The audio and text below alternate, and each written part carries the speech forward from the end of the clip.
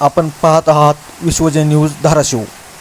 महाराष्ट्रात आता देशी गायींची ओळख राज्यमाता गोमाता अशी असेल। भारतीय संस्कृती जपणाऱ्या देवाभाऊंच्या महायुती सरकारने हा मोलाचा निर्णय घेतला आहे। या संबंधीचा शासकीय अध्यादेश नुकताच जारी करण्यात आला आहे।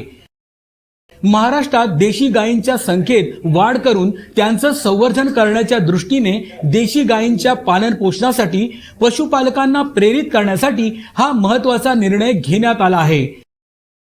राज्यात देशी गायींच्या संवर्धनासाठी प्रति गाय प्रतिदिन 50 रुपये अनुदान देण्यात येईल। गोशाळांना अत्यल्प उत्पन्न असल्याने त्यांच्या मदतीसाठी हा निर्णय घेण्यात आला आहे। त्या देशी गायीचं संवर्धन झालं पाहिजे म्हणून हा दर्जा देण्यात आलेला आहे। आणि एवढंच नाही तर ज्या ठिकाणी पांजरपोळ आहे, ज्या ठिकाणी व्यवस्था आहे, अशा ठिकाणी देशी गायीच्या चाऱ्याकरता मदत करण्याचा निर्णय देखील राज्य सरकारने घेतलेला आहे। या योजनेची अंमलबजावणी ऑनलाईन पद्धतीने केली जाणार आहे। यासाठी राज्यातील प्रत्येक जिल्ह्यात गोशाळा पडताळणी समिती असेल। या निर्णयामुळे गोमातेचं रक्षण होणार आहे।